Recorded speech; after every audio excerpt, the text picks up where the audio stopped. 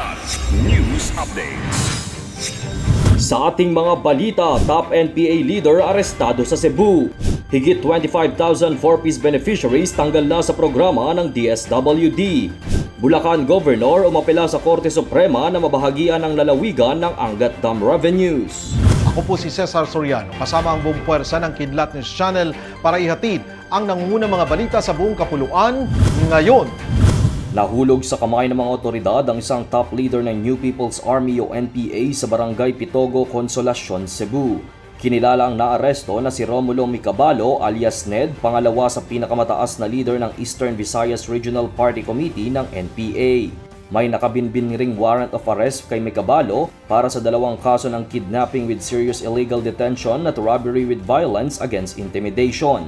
Siya ang itinuturong responsable sa ilang mga kaguluhan at karahasan ng mga komunista sa Eastern Visayas tulad ng panununog ng mga construction equipment sa Las Navas, Northern Samar noong July 29, 2023. At siya rin umano ang tinuturong mastermind sa pag-atake sa tropa ng pamahalaan noong October 7, 2022 sa Barangay Dorillo, Hipapad, Eastern Samar.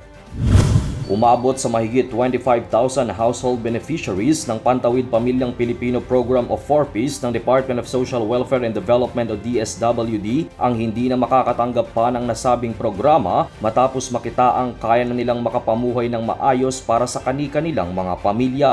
Sa datos ng DSWD sa unang quarter ng taon, may kabuang 25,904 na benepisyaryo ng 4-Piece ang napabilang sa ginanap na Pugay Tagumpay graduation and exit ceremonies sa iba't ibang parte ng bansa.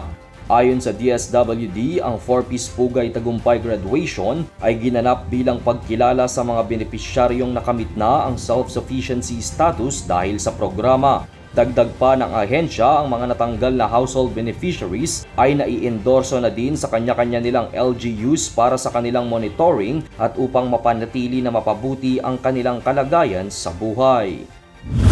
Naghain ng motion for reconsideration si Bulacan Governor Daniel Fernando sa Supreme Court bilang pagprotesta sa kanilang desisyon na hindi entitled ang provincial government na makakuha ng parte sa revenues galing sa Angat Dam. Idiniin ni Fernando na nakasulat sa konstitusyon at sa Local Government Code of 1991 na may karapatan sa equitable share ang local government sa proceeds galing sa exploitation, development and utilization of natural resources na nakapaloob sa kanilang nasasakupan.